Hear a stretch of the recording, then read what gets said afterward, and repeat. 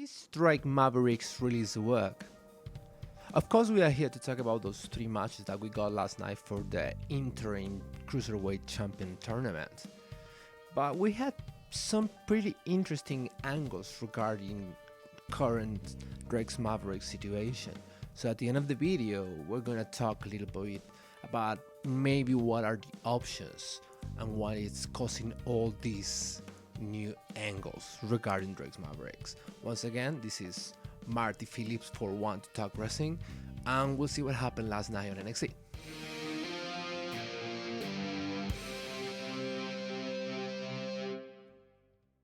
First match of this tournament yesterday was Jake Atlas versus Drake Maverick, and of course both of them got like some promo packages, kinda reintroducing them to the NXT universe or to the regular, more mainstream audience that might not be very familiarized with 205 Live product. But Drake's Maverick video package was almost like real, and it also includes some segments where they actually featured the Twitter he published last week when he got released. So they are clearly playing along with this angle of this guy was fire. Atlas came first with his music and take a look on the title, and then Drake Maverick came outside. But usually when Drake Maverick was fighting for WWE, he would use the imagery and the music of 205 Live. But this time he came out to his own music and he was wearing a leather jacket, kind of resembling his gimmick when he used to be Rockstar Spot in TNA. During the match, Saxon and Philip were putting him over a lot, and he was looking very fiercely.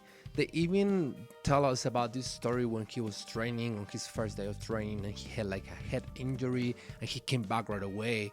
So they were putting him over a lot during this match. Mavericks was looking very fiercely on this match. He was putting a lot of offense and he got a near fall with a flying elbow.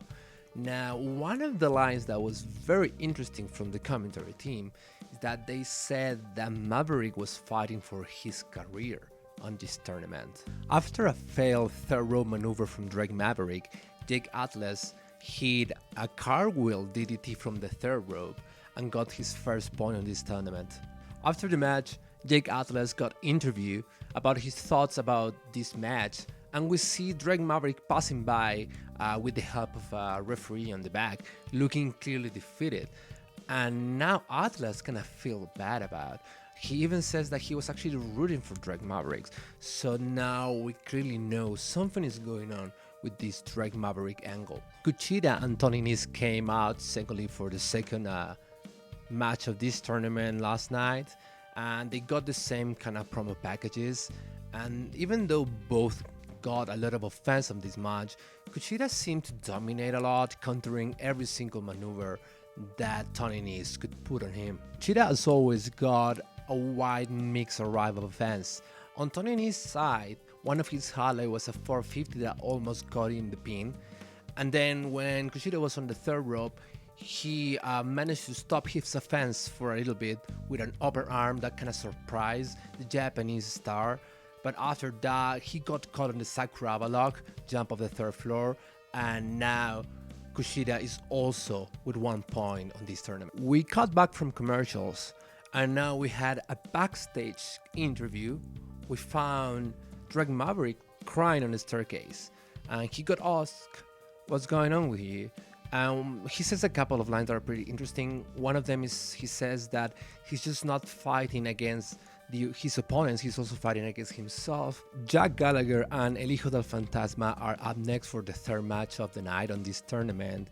And even though Jack was put over, especially emphasizing that it was not the same Jack Gallagher we used to see, this match was clearly made to make a name out of the Hijo del Fantasma and put him over. Jack Gallagher starts kind of playing dirty, messing up with the mascara of El Hijo del Fantasma, but Fantasma counters with a lot of flying offense and a lot of pretty amazing rope playing. At the end, he hits a Samoan driver on Jack Gallagher to also get his first point, on this tournament, but Gallagher doesn't seem to be completely knocked out after this match. He looked more surprised about what just happened. Fantasma then is interviewed, but he grabbed the microphone by himself and started cutting a promo full in Spanish, which is great. I really like when like Japanese wrestlers cut their promos full Japanese. So why don't everybody does that? You know, we don't have to force Spanish speaking wrestler to cut promos in English, even though it kind of sounds awkward sometimes.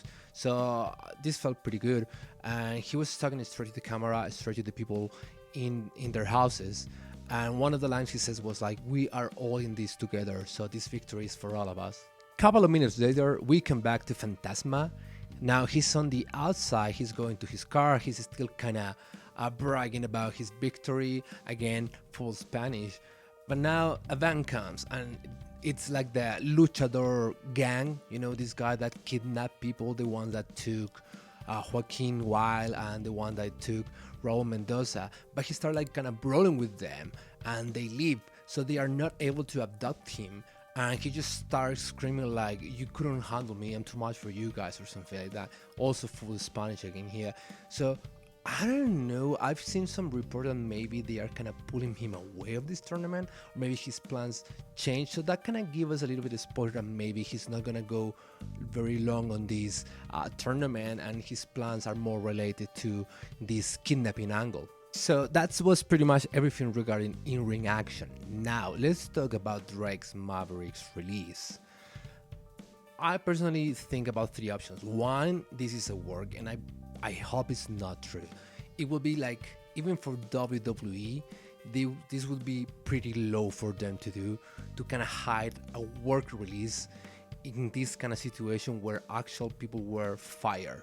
So let's hope that's not the case, but that could be an option. It's WWE at the end anyways. Now another option that is not that likely, because I don't recall any situation where this has happened, is that maybe Drake's Maverick is indeed leaving the company, but they decided to be like nice and give him a little push on his way out.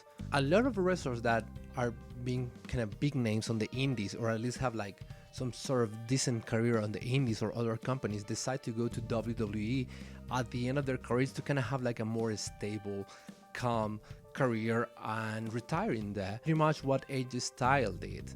And I'm pretty sure Drake Maverick had the same plan. So maybe now that he wants to go out there and try to continue his career, they decided just to be good with him and give him a little bit of push on his way out of the company. Probably the most certain option here is that he was indeed released from his contract, but after all this kind of boom we saw on social media and all of the support he received, WWE is kind of thinking again, maybe this guy, it's worth to be kept within the company. Now I see two options also within the same one. Option A, yeah, let's keep these guys, we didn't see we had it. And for being honest, he's probably one of the few guys that was actually never given a serious opportunity to prove himself as an in-ring performance from pretty much all the other guys that left the company. Or option two, maybe they are just trying to see how this thing goes, and maybe they still haven't made a decision. Maybe they're just gonna try to see how much support he gets and then decide if he leaves or not. But in the meantime, I think it's pretty good for him. He's definitely one of those guys that are getting a lot of push and a lot of support, and it seems he's on the best position from pretty much all the other guys that being released. So if you are new to the channel, press the subscribe button, give us a like, and that way you'll know each time we upload some new videos. Let me know what you think about this, let me know what you think about the matches, and let me know what you think about all this Drake Maverick angle and storyline. What do you really think is going on with this? Because there's clearly something going on here. If you're already subscribed, thank you again for coming back. I appreciate your support, and see you in the next video.